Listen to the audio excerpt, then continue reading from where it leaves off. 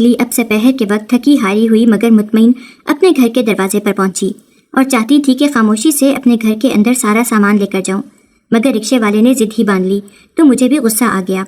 وہ بار بار ایک ہی بات کی تکرار کرنے لگا کہ باجی مین سڑک سے گلی کے اندر بہت فاصلہ بنتا ہے، لہٰذا 150 روپیہ کرایہ بنتا ہے، جبکہ اس سے میری بات 100 روپے میں ہوئی تھی۔ اس وقت اس نے ایسی کوئی بات نہیں کی، لیکن گھر پہنچتے ہی اس نے تکرار شروع کر دی تو مجھے بے حد غصہ آیا اور میں اس سے نہ چاہتے ہوئے بھی الجھ پڑی کہ 50 روپے کی خاطر اپنا ایمان کیوں خراب کرتے ہو؟ جب چلتے وقت کرایہ طے ہو گیا تھا تو پھر اب اپنی زبان سے پھرنے کا کیا مقصد ہے؟ تو وہ کہنے لگا کہ مجھے کیا پتا تھا کہ آپ کا گھر مین سڑک سے بہت اندر کہیں گلی میں ہے۔ تو اس کی بات سن کر میں شدید جھنجھلائی۔ میں اس کی عقل تو ٹھکانے لگاتی، لیکن جانتی تھی کہ میرے محلے والیاں چسکے لینے کی خاطر فوراً ادھر آ کر جمع ہو جائیں گی، اس لیے 50 روپے اس کو میں نے مزید دے کر اپنی جان چھڑائی اور تیزی سے سارا سامان عائشہ کی مدد سے اندر رکھوایا اور فوراً ہی ڈرائنگ روم میں آ گئی۔ پنکھا آن کر کے چادر اتار کر ایک طرف رکھ دی۔ امی آج کیا کیا لائی ہیں؟ عائشہ نے ہیوی ڈبوں کو دیکھ کر مجھ سے پوچھا تو میں نے اس سے کہا بتاتی ہوں، پہلے ٹھنڈا پانی تو لے آؤ، گلا خشک ہو گیا ہے۔ وہ جو ہی پانی لے کر آئی تو میں نے ایک ہی سانس میں گلاس خالی کر دیا اور اسے قہوہ بنانے کے لیے کہا۔ پھر آہستہ آہستہ میں نے وہ تمام برتنوں کے ڈبے کھولے جو میں عائشہ کے جہیز کے لیے خرید کر لائی تھی۔ میں نے یہ سوچ رکھا تھا کہ جہیز کے برتن بھلے کم ہی ہوں لیکن معیاری ہونے چاہیے کہ جسے دیکھ کر ایک بار تو لوگوں کی آنکھیں پھٹی کی پھٹی رہ جائیں، اس لیے معیار پر میں نے کوئی کمپرومائز نہیں کیا۔ اس کا ڈنر سیٹ میں نے کھول کر سامنے رکھا تو عائشہ نے خوشی کا اظہار کرتے ہوئے کہا امی یہ تو بہت ہی پیارا ہے۔ پھر آہستہ آہستہ اس نے سارے ڈبے کھولے تو ڈرائنگ روم میں ہر طرف اس کی خریدی ہوئی چیزوں کو دیکھ کر ایک احساس تشکر میرے اندر پیدا ہوا کہ شکر ہے میرے مولا، تو نے مجھے اس قابل کیا کہ آج میں اپنی بیٹی کے ساتھ اچھی چیزیں دینے کے قابل ہو گئی ہوں۔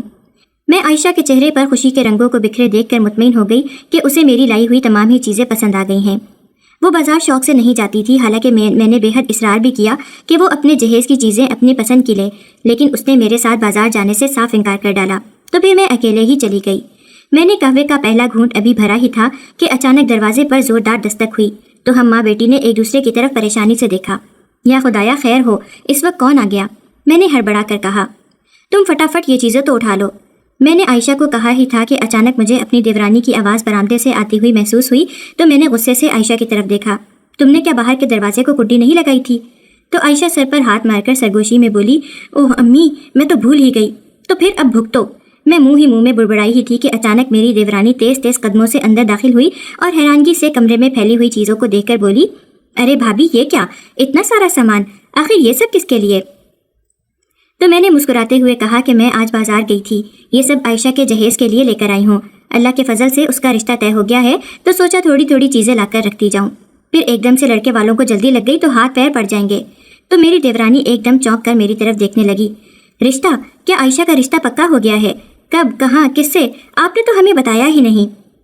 وہ منہ بناتے ہوئے بولی تو میں نے آہستہ سے کہا بس سب کچھ جلدی میں ہو گیا، اچانک ہی وہ لوگ آئے، تمہارے بھائی صاحب کے دوست کا بیٹا ہے، دیکھے بھالے لوگ تھے اس لیے میں نے زیادہ سوچا ہی نہیں۔ اچھے عزت دار اور دیندار گھرانہ ہے، عائشہ بھی خوش ہے تو اللہ کا شکر ہے۔ تو میری بات سن کر میری دیورانی غصے سے لال پیلی ہو گئی اور انتہائی تلخی سے بولی خاندان سے باہر نکلنے کا کیا شوق پیدا ہو گیا بھابھی آپ کے اندر؟ کیا خاندان کے لڑکے مر گئے تھے کہ آپ نے عائشہ کا رشتہ خاندان سے باہر طے کر دیا؟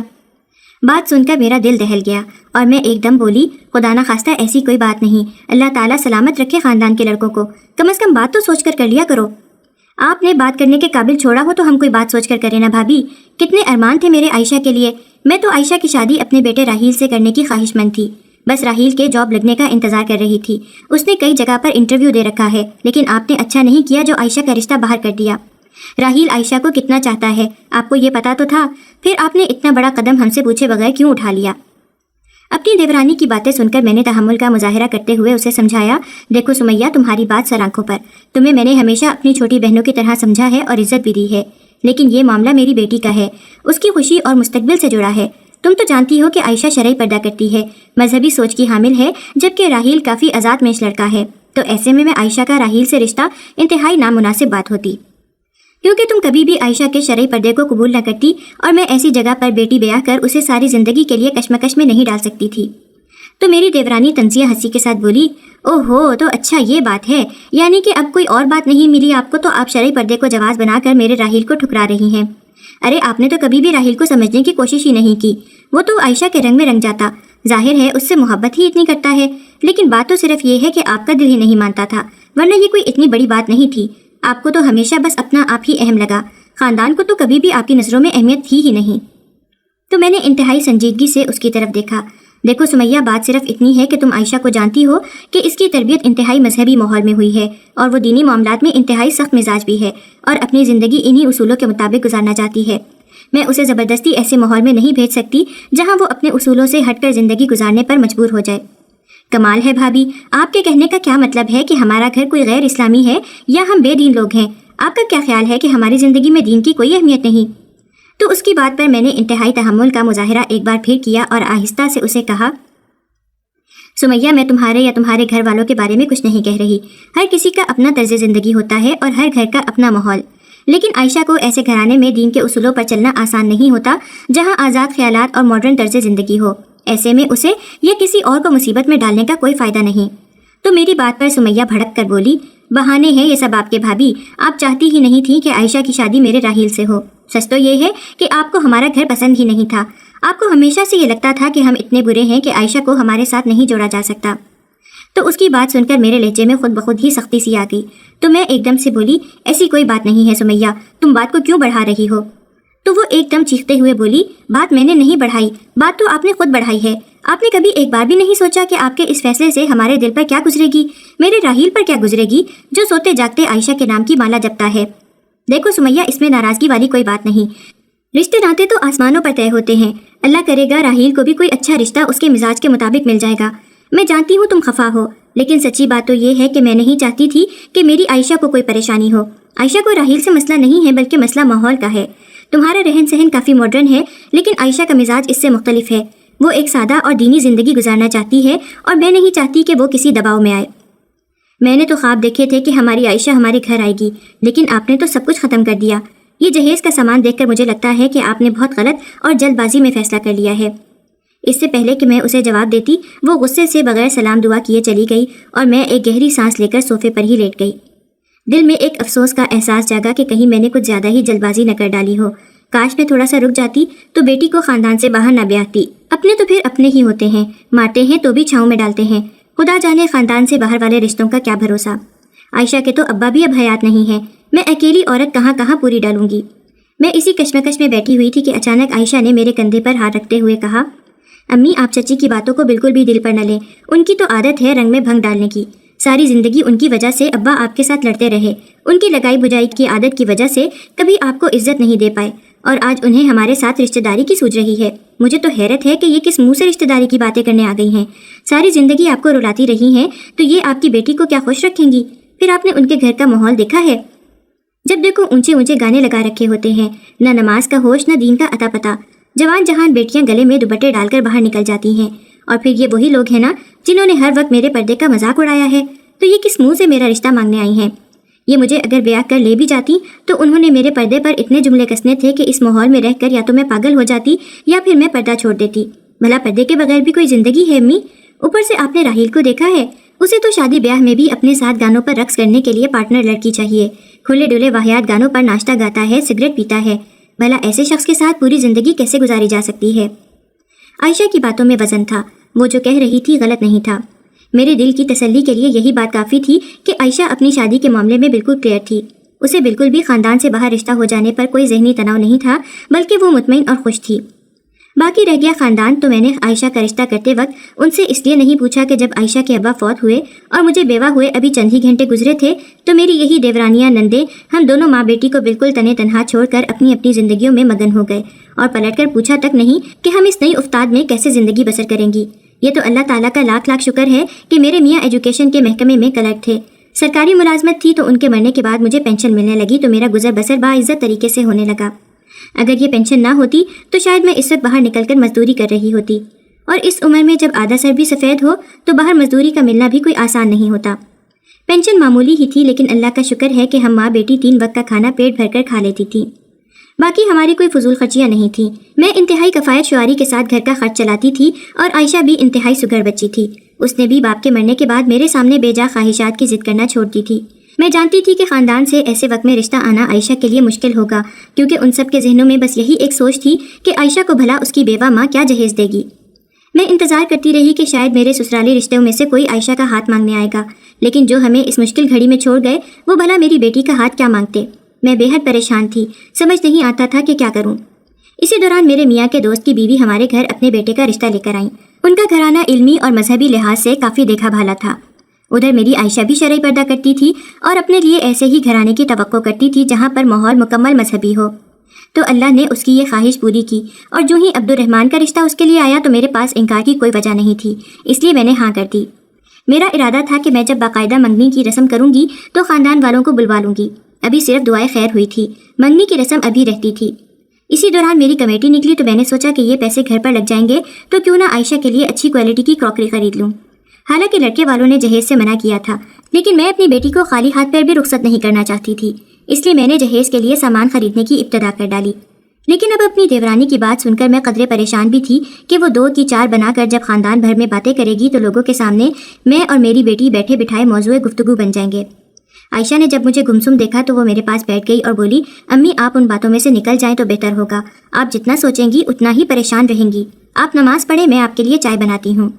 اس کی بات میرے دل کو لگی تو میں نماز پڑھنے کے لیے اٹھ گئی اور اس سے کہا کہ تم چائے بعد میں بنانا، پہلے یہ سارا سامان سمیٹ کر اندر اسٹور روم میں رکھ دو، ہر آئے گئے کی نظر پڑے گی تو اچھی بات نہیں ہے، خام خواہ چیزیں لوگوں کی نظروں میں آتی ہیں تو نظر لگتی ہے۔ تو وہ سر ہلاتے ہوئے فوراً تمام برتنوں کو دوبارہ سے پیک کرنے لگی۔ رات کا نہ جانے کون سا پہر تھا یاد نہیں، لیکن ہم ماں بیٹی پر تو ایک قیامت سی ٹوٹ پڑی۔ میں اس وقت نیند میں ہی تھی اور عائشہ بالکل میرے ساتھ ہی جڑ کر لیٹی ہوئی تھی، جب مجھے ایسے لگا جیسے کوئی ہمارے صحن میں چھلانگ لگا کر اترا ہو۔ ایک دم سے میری آنکھ کھل گئی، ویسے بھی جوان بیٹی کی ماؤں کی نیند کچی ہی ہوتی ہے۔ میری آنکھ کھل تو گئی لیکن مجھ میں اتنی سکت نہیں تھی کہ میں اٹھ کر بیٹھتی۔ باہر صحن میں باقاعدہ کسی کے قدموں کے چلنے کی آوازیں میں سن رہی تھی۔ میں نے آہستہ سے عائشہ کو آواز دی تو وہ بھی کسمسا کر اٹھی اور میرے چہرے پر نظر پڑتے ہی وہ گھبرا گئی۔ اس سے پہلے کہ وہ کچھ بولتی میں نے ہونٹوں پر انگلی رکھنے کا اشارہ کیا۔ مارے گھبراہٹ کے اس کے چہرے پر پسینہ آ گیا، وہ بری طرح سے ڈر گئی تھی۔ خوف سے حالت تو میری بھی خراب ہو رہی تھی کیونکہ اس وقت گھر میں ہم دونوں ماں بیٹیاں بالکل اکیلی تھیں۔ میرے سر کا سائیں اس گھر کا سربراہ تو کب کا منو مٹی تلے گہری نیند سو رہا تھا۔ میں نے عائشہ کو اپنی باہوں میں لے لیا اور جو کچھ بھی مجھے آتا تھا وہ میں نے پڑھنا شروع کر دیا۔ یا اللہ ہماری عزت کی حفاظت فرمانا، میری زبان پر بس ایک ہی ورد تھا۔ اتنے میں ہمارے کمرے کا دروازہ زوردار آواز سے کھلا تو میں نے ڈر کے مارے زوردار چیخ ماری۔ میرے سامنے 2 آدمی کمرے میں تیزی سے داخل ہوئے، ان کے چہرے نقاب میں چھپے ہوئے تھے اور ان کی نظریں ہم سے ہوتے ہوئے تیزی سے کمرے کا جائزہ لے رہی تھیں۔ اے مائی، جو کچھ بھی گھر میں ہے فوراً نکالو، ان میں سے ایک نے دھمکی آمیز لہجے میں کہا تو میرے جسم پر جیسے کپکپی طاری ہو گئی۔ عائشہ جو میرے سینے کے ساتھ لگی ہوئی تھی کانپنے لگی۔ خوف کے اس عالم میں نے ہمت کی۔ میرے پاس کمیٹی کی رقم بچی تھی اور پینشن کی رقم بھی آج ہی بینک سے نکلوائی تھی، وہ سب میں نے ان کے حوالے کرتے ہوئے کہا، میرے پاس بس یہی کچھ ہے، میں بیوہ عورت ہوں، یہ سب لے لو، بس ہمیں چھوڑ دو۔ میں نے لرزتے ہوئے ہاتھوں سے وہ پیسے ان کے حوالے کیے۔ ان کی آنکھوں میں ہلکی سی مسکراہٹ آئی جیسے وہ اپنے مقصد میں کامیاب ہو گئے ہوں۔ اس کے بعد انہوں نے ہمارے گلے میں جو تھوڑے بہت زیورات تھے وہ بھی دینے کے لیے کہا تو میں نے وہ بھی اتار کر دے دیے، اور پھر انہوں نے پورے گھر کا جائزہ لیا اور پھر وہ اسٹور روم میں گئے اور وہاں عائشہ کے جہیز کے برتنوں کو بڑے اطمینان سے چادر میں لپیٹا اور پھر چلے گئے۔ لیکن ہم دونوں ماں بیٹی ایک دوسرے کے ساتھ لپٹ کر تھر تھر کانپتی رہیں۔ بہت طویل رات تھی، ختم ہونے کا نام ہی نہیں لے رہی تھی۔ رات کا ہر لمحہ ایک قیامت سے کم نہیں تھا۔ میں اور میری بیٹی ایک دوسرے کو گلے لگا کر رات بھر سسکیاں بھرتی رہیں۔ ہر سانس جیسے بھاری ہو گئی تھی، دل میں خوف تھا کہ اب آگے کیا ہوگا۔ لیکن رات کے اس طویل وقفے میں یہ نہیں جانتی تھی کہ صبح اس سے بڑی قیامت ہماری منتظر ہے۔ صبح ہوتے ہی پورا محلہ ہمارے دروازے پر جمع تھا اور خواتین کریٹ کریٹ کر مجھ سے پوچھ رہی تھیں کہ کیا کیا لے کر گئے ہیں۔ ان کی آنکھوں میں نے اپنے لیے ہمدردی یا دکھ نہیں دیکھا، بلکہ وہ ہم دونوں ماں بیٹی کو انتہائی عجیب نظروں سے دیکھ رہی تھی۔ میں روتی عائشہ کو چپ کرانے میں لگی ہوئی تھی، اچانک ان میں سے ایک عورت نے سرگوشی کے انداز میں کہا، میں نے سنا ہے کہ چوروں نے آپ کی بیٹی کی عزت کو خراب کر دیا ہے۔ اس کی بات سن کر میرے پیروں تلے سے زمین ہی نکل گئی۔ یہ جملہ نہیں تھا بلکہ ایک ایسا تیر تھا جو میرے سینے کے آر پار ہو گیا۔ میں ایک دم تیزی سے پلٹ کر بولی، کیسی باتیں کر رہی ہیں آپ؟ اللہ نہ کرے کہ ایسا ظلم کسی دشمن کی بیٹی کے ساتھ بھی ہو۔ ایسا کچھ بھی نہیں ہوا، اللہ کا لاکھ لاکھ شکر ہے، میری بیٹی کی عزت محفوظ ہے، بس وہ کچھ کراکری اور پیسے لے کر گئے ہیں۔ لیکن خواتین کے چہروں پر شک اور حقارت مجھے صاف صاف دکھائی دے رہی تھی۔ ایسا لگ رہا تھا کہ جیسے انہیں میری کسی بھی بات پر یقین نہیں آ رہا، اور میرے لیے ان آنکھوں سے خود کو اور اپنی بیٹی کو چھپانا مشکل لگ رہا تھا۔ مجھے سمجھ نہیں آ رہی تھی کہ یہ افواہ کس نے پھیلائی ہے، مگر اب یہ پورے محلے میں جنگل کی آگ کی طرح پھیل چکی تھی۔ بد سے بدنام برا کا محاورہ آج میری زندگی کا حصہ بن چکا تھا۔ عائشہ کی عزت پر کوئی آنچ نہیں آئی تھی، لیکن جو ہوا وہ اس سے بھی زیادہ تکلیف دہ تھا۔ اب ہر کوئی ہمیں طرز کھانے والی نظروں سے دیکھ رہا تھا، جیسے ہم کسی بڑے گناہ کے مرتکب ہو گئے ہوں۔ خواتین کی باتوں سے اندازہ ہو رہا تھا کہ میں اپنی بیٹی پر گزرے سانحے کو چھپانے کی کوشش کر رہی ہوں۔ مجھے بار بار ان کے سامنے یہ وضاحت دیتے ہوئے اب غصہ آنے لگا تھا۔ دوسری طرف یہ باتیں سن کر میری بیٹی کا چہرہ زرد ہو گیا۔ وہ کمرے میں جا کر سسکیاں لینے لگی۔ میں اس کی تکلیف کو برداشت نہیں کر پا رہی تھی۔ دنیا والوں نے ہمیں اتنی آسانی سے بدنام کر دیا تھا جس کا میں تصور بھی نہیں کر سکتی تھی۔ پورے محلے میں یہ باز گشت تھی کہ میری بیٹی کی عزت خراب ہو چکی ہے، اور یہ باتیں سن کر عائشہ صدمے سے نڈھال تھی۔ وہ لڑکی جو باہر نکلتے ہوئے سر سے پیر تک پردے میں ہوتی تھی، جس کی پارسائی کی مثال پورا محلہ دیتا تھا، اب اسی کا تذکرہ انتہائی برے انداز میں گھر گھر میں ہو رہا تھا، اور یہ بات اس سے برداشت نہیں ہو رہی تھی۔ اس کا کھانا پینا بالکل ختم ہو چکا تھا۔ وہ ہر وقت کمرے میں دروازہ بند کر کے چھپ کر روتی رہتی۔ مجھ سے اس کی یہ حالت دیکھی نہیں جا رہی تھی۔ میری دیورانی اور نندے کوئی بھی اس مشکل وقت میں کام نہ آیا، نہ ہی انہوں نے لوگوں کی چلتی ہوئی زبانوں کو بند کرنے میں مجھے سپورٹ کیا، بلکہ میں یہ دیکھ رہی تھی کہ وہ گھر آئی ہوئی محلے دار عورتوں کے کانوں میں گھس گھس کر سرگوشیاں کر رہی ہوتی، تو ایسے میں میرا دل کٹ کر رہ جاتا۔ حالانکہ اگر ان میں انسانیت ہوتی تو وہ ببانگے دہل ان چلتی ہوئی زبانوں کو روک سکتی تھی، لیکن میرے اپنے غیروں کے ساتھ کھڑے نظر آئے۔ میں اور میری بیٹی ایک طرف غم سے نڈھال تھے تو دوسری طرف اپنوں کی بے حسی نے ہمارا دل چھلنی کر ڈالا تھا۔ میں تو چکی کے 2 پارٹوں میں پستی جا رہی تھی۔ ایک تو عائشہ کا غم میرے دل کو بوجھل کیے جا رہا تھا، تو دوسرا مجھے یہ غم ستانے لگا کہ پورا مہینہ کیسے گزرے گا، جبکہ میرے پاس تو پھوٹی کوڑی بھی نہیں تھی، اور اپنوں کے آگے ہاتھ پھیلانے سے تو بہت بہتر تھا کہ میں کسی غیر سے پیسوں کا تقاضا کر لیتی۔ حالانکہ میرے اپنے اچھے سے جانتے تھے کہ میرا گزارا پینشن سے ہوتا ہے، اور میں اپنی ساری جمع پونجی لٹا کر بیٹھی ہوئی ہوں، لیکن اس کے باوجود کسی نے بھی میری مالی مدد نہ کی۔ کچھ دن بعد جب عائشہ ذرا سنبھلی تو وہ مجھ سے کہنے لگی، ماں کیا اب میری عزت کبھی واپس نہیں آئے گی؟ اس کے سوال میں اتنی معصومیت اور درد تھا کہ میری آنکھیں بھر آئیں۔ میں نے اسے گلے سے لگاتے ہوئے کہا، بیٹا عزت ذلت اللہ کے ہاتھ میں ہے، یہ دنیا کچھ بھی کہے ہمیں سچ معلوم ہے، اور اللہ کے سامنے ہم سرخ رو ہیں۔ میرے دل میں ایک طوفان برپا تھا، دنیا کی زبانوں کو بھلا کون روک سکتا تھا، تو ایسے میں رو رو کر اللہ سے انصاف اور رحم مانگتی۔ وقت دھیرے دھیرے گزرنے لگا اور اس سانحے کا اثر بھی قدرے کم ہونے لگا، تو مجھے خیال آیا کہ عائشہ کے سسرال والے صرف ایک بار آئے۔ اس واقعے کو پورے 2 ماہ بیت چکے، لیکن ان کے گھر سے اب تک کوئی نہیں آیا، تو مجھے ایک گہری تشویش نے آ لیا۔ یا اللہ خیر، اب مزید کوئی اور آزمائش میرے سر پر نہ کھڑی ہو۔ میں بے حد فکر مندی سے سوچنے لگتی۔ جو باتیں عائشہ کے متعلق مشہور ہوئی تھیں، اگر اس پر عائشہ کے ہونے والے سسرال نے یقین کر لیا تو پھر کیا ہوگا؟ کہیں ایسا تو نہیں کہ وہ یقین کر کے بیٹھ گئے ہیں، تبھی تو ان کے گھر سے اب تک کوئی نہیں آیا۔ یہ سوچتے ہی میرا دل دہلنے لگا۔ میں نے 2-4 دن اور انتظار کیا اور پھر عائشہ کے سسرال فون کرنے کا سوچا تو عائشہ نے مجھے منع کر دیا۔ وہ کہنے لگی کہ جب انہیں خود ہمارا احساس نہیں ہے تو آپ مزید ان کی نظروں میں کیوں ہلکا ہونا چاہتی ہیں؟ میں نے عائشہ کی بات سے اتفاق نہ کیا اور اسے کہا کہ تم خاموش رہو، یہ معاملات بہت نازک ہوتے ہیں، کیا خبر وہ شادی کی تیاریوں میں مصروف ہوں، ان کو وقت نہ مل رہا ہو، ویسے ہی خامخواہ بدگمانی نہیں کرنی چاہیے۔ میں نے اپنی طرف سے عائشہ کو تسلی تو دے دی، لیکن میں خود بالکل بھی مطمئن نہیں تھی۔ مجھے لگ رہا تھا کہ جیسے کچھ ہونے والا ہے۔ ڈرتے ڈرتے میں نے عائشہ کے سسرال کال کی۔ بیل جا رہی تھی لیکن کوئی بھی کال نہیں اٹھا رہا تھا۔ وقفے سے میں نے کئی بار انہیں پورا دن کالیں کی، لیکن جب ان کی طرف سے کوئی رسپانس نہ آیا تو میں اپنا دل تھام کر رہ گئی۔ عائشہ نے میرے چہرے پر پھیلی ہوئی فکر مندی دیکھی تو کہا، امی وہ لوگ دنیا کی باتوں پر یقین کر کے بیٹھ گئے ہیں، بھلا ایک ایسی لڑکی جو اپنی عزت گنوا چکی ہو اسے وہ اپنی بہو کیسے بنائیں گے؟ تو میں عائشہ کی بات پر لرز گئی اور بولی، خبردار جو یہ لفظ تمہارے منہ سے دوبارہ میں نے سنے، اللہ نے تمہیں اور تمہاری عزت دونوں کو محفوظ رکھا ہے، تو پھر تم کیوں ایسی باتیں کر رہی ہو؟ اللہ سے ڈرو، ایسی باتیں تو کبھی منہ سے نہیں نکالنی چاہیے۔ تو وہ بولی، امی میرے کہنے نہ کہنے سے کیا ہوگا، مجھ پر ایک الزام تو لگ چکا ہے اور میرے سسرال والے بھی اس کو سچ مان کر بیٹھ گئے ہیں، تبھی تو انہوں نے دوبارہ ہم سے کوئی رابطہ نہیں کیا، ورنہ دعائے خیر کے وقت آنٹی جس طرح سے منگنی کی رسم جلد از جلد کرنے کی بات کر رہی تھی، اس سے تو یہی لگتا تھا کہ وہ ہفتے کے اندر اندر منگنی کر ڈالیں گی۔ تو پھر اب کیا ہوا؟ یقیناً ان کے دل میں میری طرف سے بال آ چکا ہے، آپ مانیں یا نہ مانیں، بات ایسی ہی ہے۔ عائشہ کا لہجہ بات کرتے کرتے رن سا گیا تو میں نے آگے بڑھ کر اسے گلے لگایا اور کہا، میرے بچے تم بلا وجہ کی باتوں کو اپنے سر پر سوار مت کرو، خدا جانے ان کے گھر کی کیا صورتحال ہوگی، میں خود ان کے گھر جاؤں گی، پتہ تو چلے کہ آخر کیا بات ہے، کیا خبر نیٹ ورک کا مسئلہ ہو اس لیے شاید وہ نہ اٹھا رہی ہوں۔ تو عائشہ میری طرف زخمی مسکراہٹ سے دیکھ کر بولی، بیٹیوں کی مائیں بھی بڑی عجیب ہوتی ہیں، آخری دم تک اچھا گمان رکھ کر بیٹھی رہتی ہیں۔ تو اس کی بات پر میری آنکھوں میں آنسو آ گئے، لیکن میں خاموش ہو گئی کہ میرے پاس تو بولنے کے لیے کچھ بچا ہی نہیں۔ میری زندگی کا اب یہی سب سے بڑا خواب تھا کہ بس میری عائشہ اپنے گھر کی ہو جائے، جب اسے مضبوط سہارا ملے گا تو دنیا کی یہ زبانیں خود بخود ہی بند ہو جائیں گی۔ اگلے دن صبح ہی میں نے اپنی چادر لی اور عائشہ سے کہا کہ وہ دروازہ اچھی طرح سے بند کر کے اندر بیٹھ جائے، میں بس ابھی آتی ہوں۔ وہ مجھ سے پوچھتی ہی رہ گئی کہ آپ کہاں جا رہی ہیں، لیکن میں نے اسے کچھ نہیں بتایا اور سیدھا عائشہ کے سسرال جا پہنچی۔ دل میں ایک عجیب سی بے چینی تھی، لیکن میں نے خود کو تسلی دی کہ سب خیر ہوگی۔ جیسے ہی میں ان کے گھر پہنچی، دروازہ عائشہ کی نن نے کھولا۔ ہمیشہ خوش مزاج نظر آنے والی لڑکی آج کچھ بدلی بدلی سی دکھائی دی۔ نہ کوئی مسکراہٹ، نہ خوش آمدید کہنے کا انداز۔ اس کی خاموشی نے مجھے حیرت میں ڈال دیا، لیکن میں نے اس کے رویے کو دل پر نہ لیا اور اندر چلی گئی۔ کمرے میں عائشہ کے ساس سسر اور دیور خاموش بیٹھے تھے۔ ماحول انتہائی بوجھل تھا۔ عائشہ کی ساس جو پہلے ہمیشہ گرم جوشی سے ملتی تھی، آج اپنی اکھڑی اکھڑی طبیعت کے ساتھ مجھ سے ملی، اور پھر میں نے جو ہی رشتے کی بات شروع کی ہی تھی کہ وہ بنا کچھ کہے اٹھ کر اندر چلی گئیں۔ ان کا یہ رویہ میرے لیے بے حد حیران کن تھا۔ عائشہ کے ہونے والے سسر سلیمان نے کسی طرح بات سنبھالنے کی کوشش کی اور کہا کہ وہ اصل میں ان کی بیوی کی طبیعت کچھ ٹھیک نہیں ہے، ڈاکٹرز نے بھی اسے زیادہ آرام کرنے کا کہا ہے۔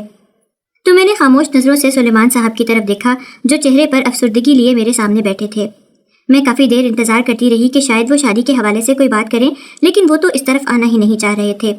تو پھر مجھے مجبوراً کہنا پڑا کہ بھائی صاحب، آپ منگنی کی بات کر رہے تھے، لیکن میں یہ چاہتی ہوں کہ اب آپ منگنی کے بجائے نکاح کر کے بچی کو سادگی سے رخصت کر کے لے جائیں، کیونکہ میری طبیعت بھی ٹھیک نہیں رہتی، تو میں چاہتی ہوں کہ اپنی زندگی میں عائشہ کو اس کے گھر کا ہوتا ہوا دیکھ لوں۔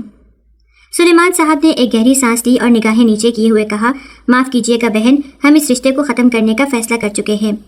ان الفاظ نے گویا میرے پیروں تلے سے زمین کھینچ لی ہو۔ میری آنکھوں کے سامنے اندھیرا چھا گیا اور دل جیسے رک سا گیا ہو۔ کیا آپ کیا کہہ رہے ہیں؟ میری آواز لرز رہی تھی جیسے الفاظ حلق میں اٹک گئے ہوں۔ انہوں نے سر جھکا کر کہا، جو کچھ آپ کی بیٹی کے ساتھ ہوا ہے، اس کے بعد آپ کی بیٹی سے شادی تو ناممکن سی بات ہے۔ میری بیٹی کے ساتھ ایسا کیا ہوا ہے کہ آپ کو اپنے بیٹے کی شادی ناممکن نظر آ رہی ہے؟ مجھے بھی تو پتہ چلے آخر۔ تو انہوں نے میری طرف دیکھ کر کہا، جب سارا زمانہ ہی اس بات کی گواہی دے رہا ہے تو آپ میرے منہ سے کیا کہلوانا چاہتی ہیں؟ میں خود بھی بیٹیوں کا باپ ہوں، بار بار یہ بات کرنا میرے لیے بھی تکلیف دہ ہے، اس لیے میں آپ سے یہ درخواست کر رہا ہوں کہ ہماری طرف سے آپ یہ رشتہ ختم سمجھیں اور مجھے مجبور نہ کریں کہ میں وہ بات نکالوں جو آپ کے لیے بھی باعث تکلیف ہے۔ بھائی صاحب، میری بیٹی بے قصور ہے، وہ آج بھی اتنی ہی مقدس ہے جتنی اس واقعے سے پہلے تھی۔ اللہ جانتا ہے کہ میری بیٹی کی عزت محفوظ ہے، لوگوں کا کیا ہے، آپ ان کی باتوں میں آ کر یہ رشتہ مت ختم کریں۔ میں بات کرتے کرتے رونے لگی تو سلیمان صاحب ایک دم اٹھ کر باہر چلے گئے۔ اب میں ڈرائنگ روم میں بالکل تنے تنہا بیٹھی ہوئی تھی، سمجھ ہی نہیں آ رہی تھی کہ کیا کروں۔ آنسو تھے کہ تھم ہی نہیں رہے تھے۔ پھر میں نے اپنی چادر سے اپنے آنسو صاف کیے اور خاموشی سے اٹھ کر گھر واپس آ گئی۔ راستے بھر دل میں ہزاروں سوالات تھے۔ عائشہ کو یہ سب کیسے بتاؤں گی؟ وہ پہلے ہی ایک بہت بڑے صدمے سے نکلی ہے، اب اگر میں اسے یہ بتاؤں کہ اس کے ہونے والی سسرال نے رشتہ ہی ختم کر ڈالا ہے تو نہ جانے وہ یہ سب کیسے برداشت کرے گی۔ اچانک مجھے اپنے شوہر کی بے حد یاد آئی۔ کاش وہ ہوتے تو میں ان کے کندھے پر سر رکھ کر اپنے سارے آنسو چپ چاپ بہا دیتی۔ اب تو مجھے اس بھری دنیا میں کوئی ایسا کندھا بھی میسر نہیں تھا جہاں میں گھڑی دو گھڑی رو سکتی۔ میں تھکے ماندے جسم کے ساتھ خود کو گھسیٹتے ہوئے گھر کے اندر داخل ہوئی تو سامنے عائشہ کو دیکھ کر میرے ضبط کے سارے بندھن ٹوٹ گئے اور میں اسے گلے لگا کر رونے لگی۔ لیکن عائشہ بالکل نہیں رو رہی تھی، الٹا مجھے ہی تسلیاں دینے لگی۔ جب مجھے تھوڑا سا حوصلہ ہوا تو اس نے مجھ سے پوچھا کہ امی، آپ یقیناً میرے ہونے والی سسرال گئی ہیں۔ اب تو میرے خیال میں مجھے اسے اپنی سسرال بھی نہیں سمجھنا چاہیے، یقیناً انہوں نے آپ کو جواب دے ڈالا ہے، ایسا ہی ہے نا؟ اس نے میرے سامنے انتہائی حوصلے سے بیٹھ کر سوال کیا تو میں نے گہری سانس خارج کرتے ہوئے اس کی طرف دیکھا اور خاموشی سے سر ہلا دیا۔ تو اس نے اپنی آنکھیں زور سے بند کر لیں اور پھر آہستہ سے کھول کر میری طرف دیکھا۔ اچھا ہے یہ رشتہ نہیں ہوا، کچھ دروازے اللہ تعالیٰ ہماری عافیت کے لیے ہی بند کرتا ہے۔ یہ کچے رنگوں کے رشتے تھے جو ذرا سی دھوپ میں ختم ہو گئے۔ اچھا ہے ان کے ساتھ میرا واسطہ نہیں پڑا، ورنہ اگر زندگی میں اونچ نیچ ہو جاتی تو یہ مجھے تب بھی چھوڑتے۔ اچھا ہے وقت سے پہلے ہی چھوڑ دیا۔ میں حیران تھی کہ عائشہ اتنے حوصلے سے کیسے باتیں کر رہی ہے۔ خدا جانے وہ اتنا حوصلہ کہاں سے لائی تھی، جبکہ میری تو سانسیں بند ہو رہی تھی۔ سمجھ نہیں آ رہی تھی کہ کیا کروں۔ اچانک مجھے اپنی دیورانی کا خیال آیا۔ وہ راحیل کے لیے عائشہ کے رشتے کے لیے کتنا تڑپی تھی، کیوں نہ میں اس سے بات کروں کہ اگر وہ اب بھی راحیل کے لیے عائشہ کا رشتہ کرنا چاہتی ہے تو مجھے کوئی اعتراض نہیں ہے۔ لیکن میں نے یہ بات عائشہ سے چھپا لی، کیونکہ میں جانتی تھی کہ عائشہ کو اگر میرے فیصلے کا علم ہو گیا تو وہ بہت تنگ ہوگی۔ لہٰذا میں چپکے سے اپنی دیورانی کے گھر گئی۔ بظاہر تو وہ مجھے بہت اچھے طریقے کے ساتھ ملی تو مجھے لگا کہ جیسے یہاں بات ہی بن جائے گی، لیکن میں نے جو ہی عائشہ اور راحیل کے رشتے کی بات کی تو میری دیورانی تیز لہجے میں بولی، بھابھی، اپنی داغدار بیٹی کا رشتہ لے کر میرے دروازے پر آتے ہوئے تمہیں شرم نہیں آتی؟ کس منہ سے اپنی بیٹی کا رشتہ میرے بیٹے سے کرنے کے لیے آئی ہو؟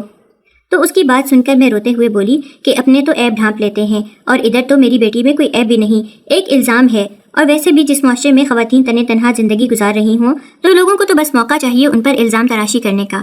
بلا وجہ کوئی الزام نہیں لگاتا بھابھی، اب تم اتنی نادان بچی بھی نہ بنو، تمہارے جھٹلانے سے کیا حقیقت بدل جائے گی؟ اس سے پہلے کہ وہ مزید کچھ بولتی میں ایک دم سے اٹھ کر کھڑی ہو گئی اور بنا کچھ کہے اس کے دروازے سے باہر نکل آئی۔ میرے سامنے بس ایک اندھیرا پھیلا ہوا تھا اور مجھے روشنی کی کوئی کرن نظر نہیں آ رہی تھی۔ میں نے آسمان کی طرف سر اٹھا کر دیکھا اور رو پڑی۔